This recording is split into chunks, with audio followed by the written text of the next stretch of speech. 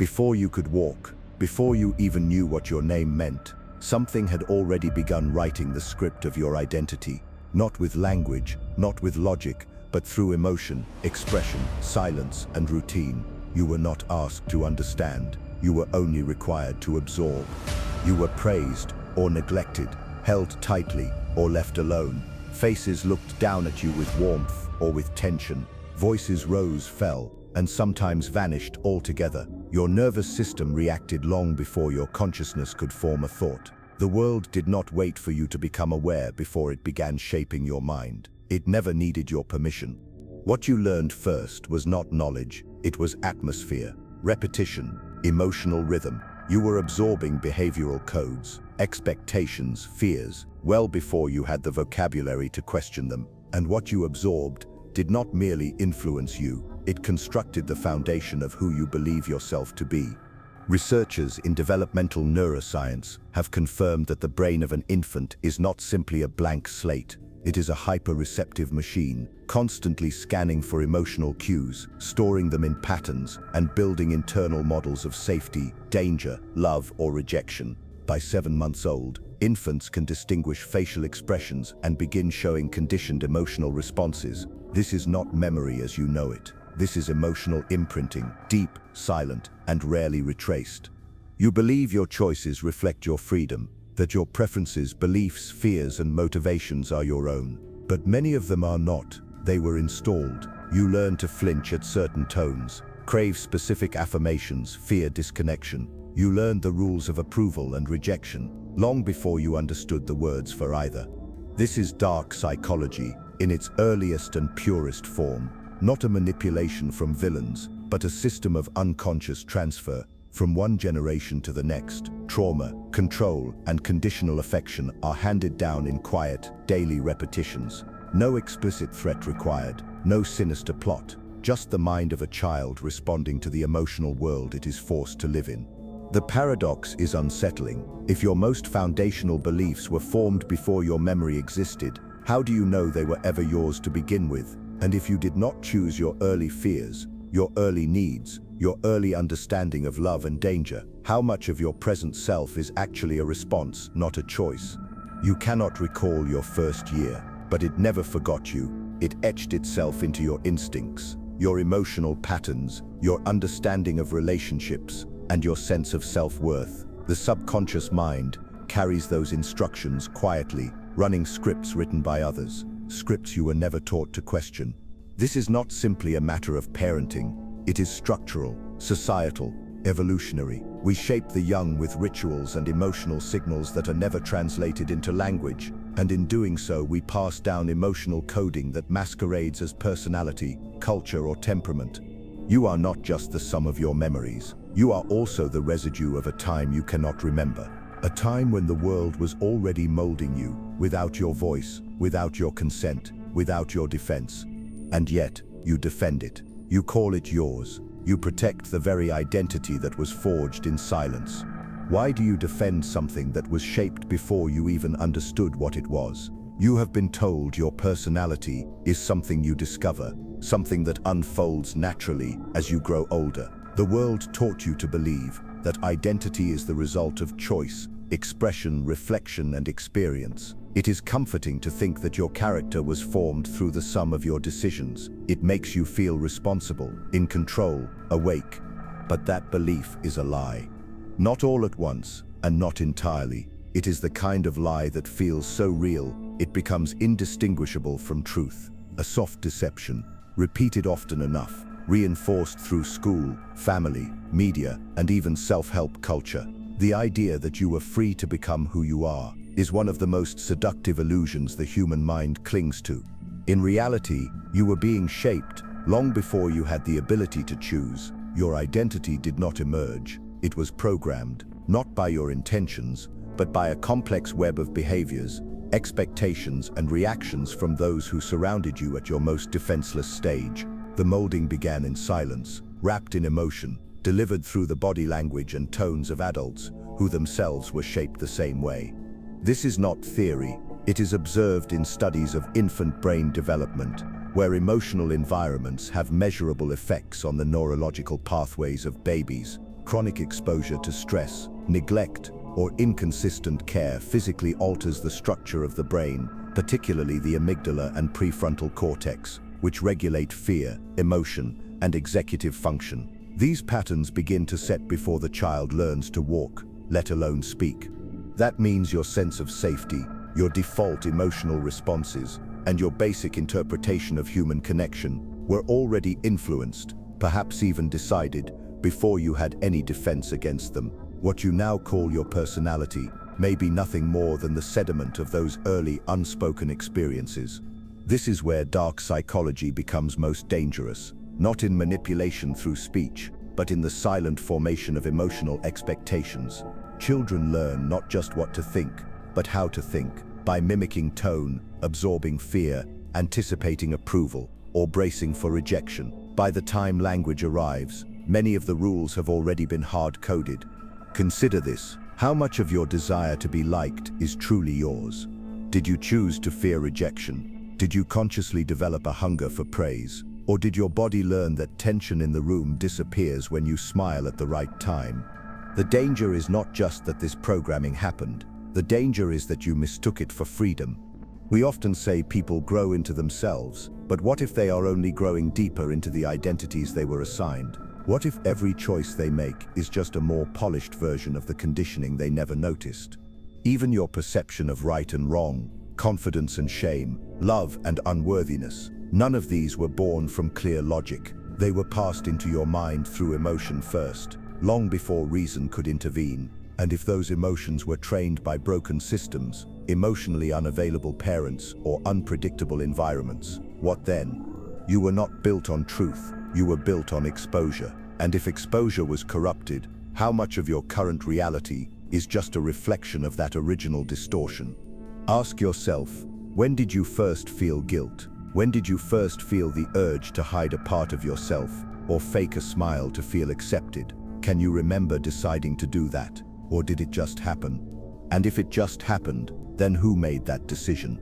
We rarely ask these questions, not because we lack the intelligence, but because the answers threaten the story we want to believe about ourselves. The story that we are free, conscious, and self-made, that we shaped our minds with intention. But what if you were simply reacting to programming so early, so subtle, that it now speaks with your voice? There is still more to uncover, and it goes deeper than emotional influence. In the next layer, the blueprint of the subconscious mind reveals how these early scripts continue to write your adult behavior, even now. If you are beginning to sense that something you believed about yourself might not be entirely true, write it down. Do not dismiss it. Bring it into the light. Comment with what part of your personality you now question the most. And stay with this. We are just beginning to unearth the mechanisms that have lived beneath your awareness.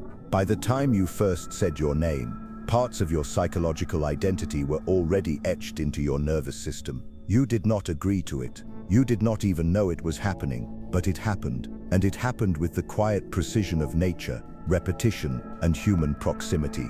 The truth is, the mind of an infant is not passive. It is relentlessly active, absorbing cues, interpreting patterns, and silently shaping expectations, without a single word being spoken. In developmental psychology, this process is referred to as emotional imprinting. It is not limited to memory or thought. It happens beneath memory, before cognition, deep within the body's regulatory systems. The infant begins to form a map of the world, one that tells it whether the world is safe or dangerous, consistent or chaotic, warm or indifferent. And that map becomes the scaffolding for the child's future behavior, relationships, and sense of self. In those first months of life, a child does not yet distinguish self from other. The boundary between me and them is not yet drawn. Emotions in the room do not just affect the infant, they are the infant. If the mother is anxious, the baby's body absorbs that anxiety. If the father is emotionally absent, the baby internalizes absence as normalcy. The child learns to feel what others feel, to regulate based on their reactions, and to predict safety through facial expressions and vocal tones. This is where the earliest layers of subconscious mind are formed, not through teaching, but through exposure. What happens when a child is raised in tension? When the home environment is emotionally inconsistent, cold, or subtly threatening? It is not always the overt trauma that leaves the deepest mark. It is the repetition of small, unspoken emotional signals, withdrawn glances, prolonged silences, subtle disapproval. Over time, these messages accumulate into an internal script. You are only safe if you behave this way, speak this softly, disappear when needed, or please others to avoid punishment. In attachment theory, this shows up in what psychologists call insecure attachment styles. Children who grow up with unpredictable emotional responses often develop anxious or avoidant patterns that continue into adult relationships, often without recognition. You may fear abandonment and not know why. You may crave closeness and sabotage it at the same time. You may keep people at a distance while desperately longing to be seen. These contradictions are not flaws. They are emotional residues of your earliest blueprints.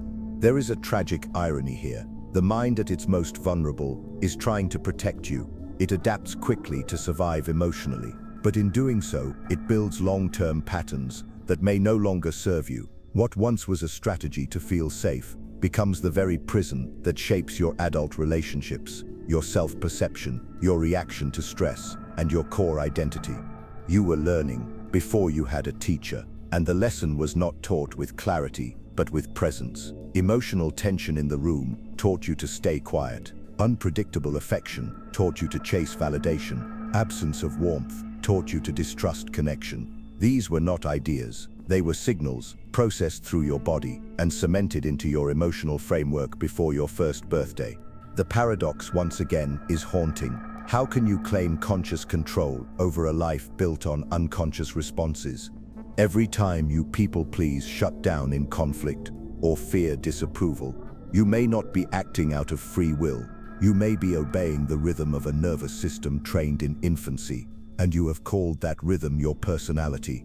This is psychological manipulation, not in the way most people imagine it, through deception, lies, or mind games, but in the purest, most natural form, emotional patterning passed down to a mind that could not resist, could not understand, and could not forget.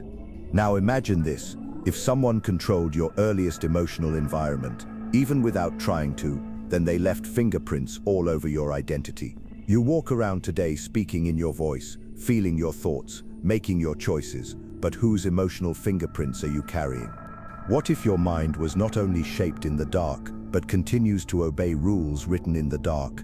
The mechanisms are still active, and we have not yet touched what happens when those fingerprints are passed down from someone who never healed their own. In the earliest stages of your life, the people around you were not just caregivers, they were sculptors, not by intention, not always by neglect, but by the simple truth that humans pass down what they have not resolved. Their emotional landscape became your emotional blueprint. Their triggers became your instincts. Their silence, their tone, their affection, or the lack of it, was your first language, even though you had no words.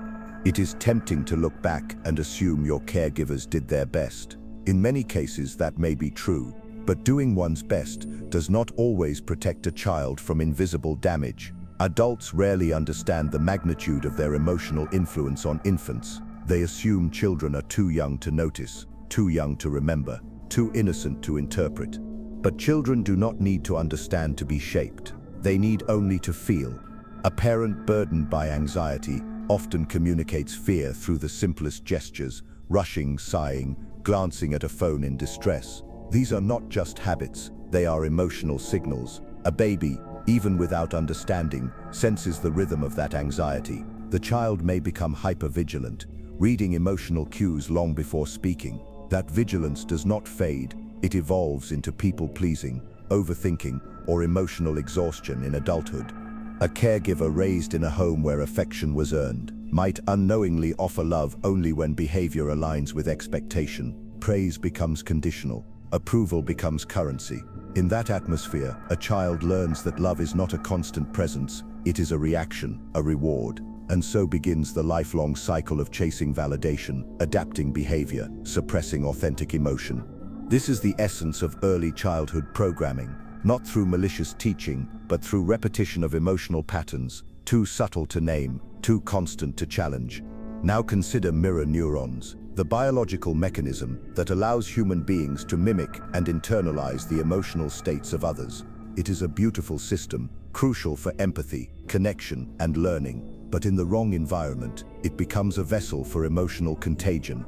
A child raised by someone emotionally shut down begins to mirror that shutdown. A child exposed to harshness may not just experience fear, but internalize the harshness as a trait. They learn not only what others feel, but how to become what others are. And here lies the dangerous chain. Caregivers who have not confronted their own emotional wounds often pass them down unconsciously, not because they are cruel, but because they are blind to the programming within themselves. A father trained to hide emotion raises a son who cannot cry. A mother conditioned to survive rejection becomes emotionally distant, raising a daughter who feels unseen. And so the legacy continues. The field of generational trauma provides clinical evidence for this cycle. Emotional trauma, even when unspoken, shows up in genetic expression, nervous system responses, and behavioral tendencies passed across generations. Studies in epigenetics reveal that emotional experiences can literally shape gene expression, meaning the stress your grandmother experienced may have chemically influenced your biology even before you were born. And yet, we grow up thinking our struggles are personal, that our anxiety is a flaw, that our emotional shutdowns are weaknesses. Rarely do we trace them back to the people who shaped us, and even more rarely to the people who shaped them. You are not the first link in the chain, and you will not be the last, unless you become aware of it. Ask yourself, what beliefs, fears, or reactions do you carry that seem older than your memories? Where did they come from? Can you recall the origin, or do they simply exist, like furniture you never bought but cannot remove? This is dark psychology, not as an external force, but as an inherited rhythm, a psychological hand-me-down. You wear it like skin, and it feels natural because it has always been there. But is it really yours? Or is it borrowed emotion, worn so long that you mistook it for self? There is a deeper layer still, one that goes beyond behavior, beyond relationships. It lies in the architecture of the subconscious mind itself, and how it continues obeying instructions long after the original teacher has disappeared. You live by reactions you never questioned, you follow urges you cannot explain, and you fear things that logic has never touched. These are not random instincts, they are instructions written into your psyche long before your rational mind came online. What you call gut feelings, defense mechanisms, or personal quirks often originate from a system you did not create. That system is your subconscious mind, and it has been quietly running your life on behalf of others. The subconscious is not a mystical idea. It is a documented psychological layer of the mind that operates without conscious awareness. It stores memories, habits, associations, and emotional responses. According to research in behavioral psychology, up to 95% of daily decisions and behaviors are driven by unconscious processes. That includes how you interpret others' expressions, how you respond to conflict, how you protect yourself from emotional pain, and how you define success, love, and identity. You believe you are making choices, but in most moments, your subconscious is reacting faster than thought. It is filtering your perception, shaping your interpretations, and whispering in the voice of past experience. This is where psychological manipulation becomes permanent, not because someone is actively deceiving you, but because their influence was installed into your operating system before you even knew there was one. The psychologist Sigmund Freud described the unconscious as a vast reservoir of repressed thoughts, desires, and fears. He believed we spend much of our lives unknowingly controlled by this hidden content. Carl Jung went further, introducing the idea of the shadow self, the parts of us we disown because they were unacceptable in our early environment. What happens to a child who feels anger, but learns that anger leads to rejection? The anger is buried, not gone, just hidden, pushed into the subconscious, where it festers and later re-emerges as passive aggression, depression, or self-loathing.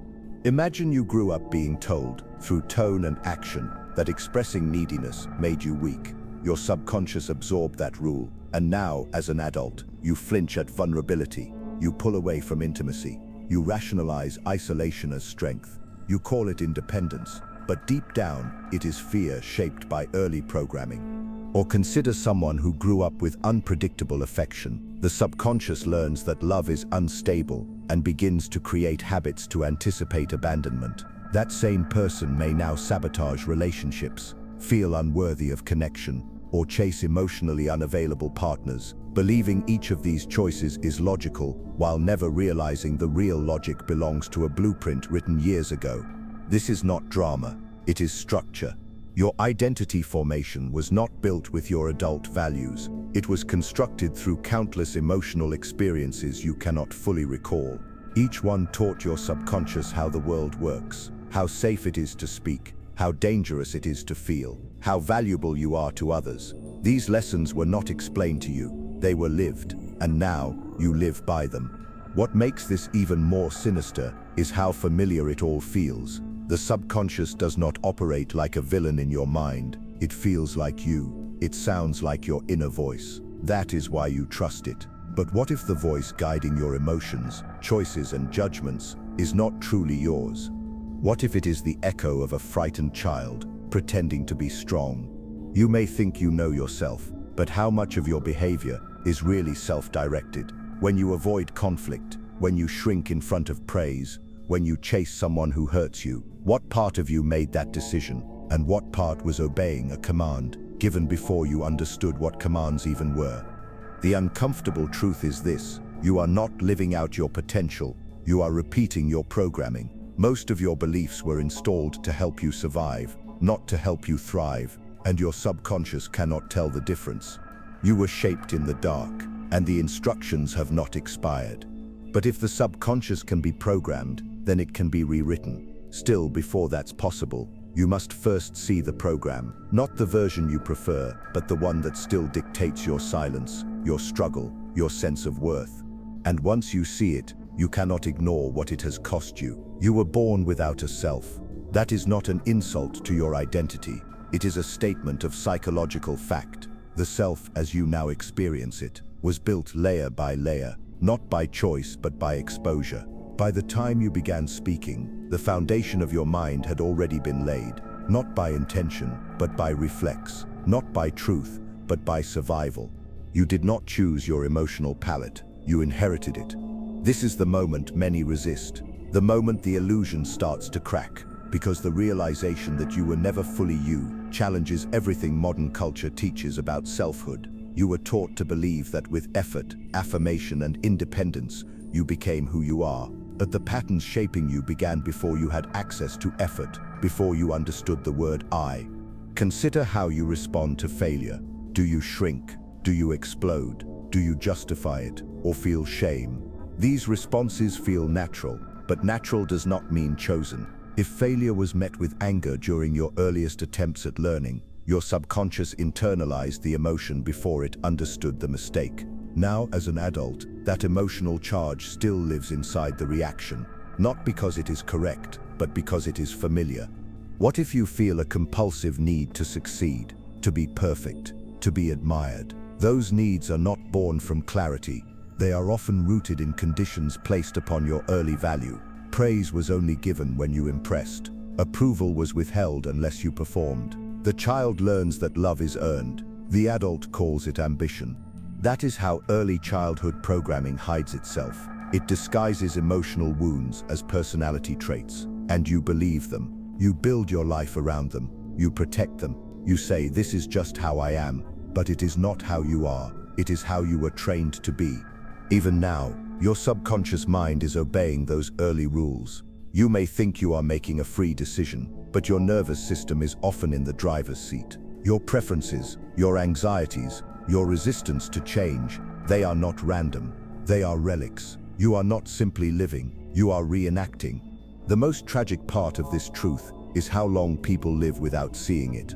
They grow older, accumulate achievements, form relationships, raise children, yet remain trapped in emotional cycles set in motion decades earlier. And all the while, they call this maturity. But maturity without awareness is just refined programming.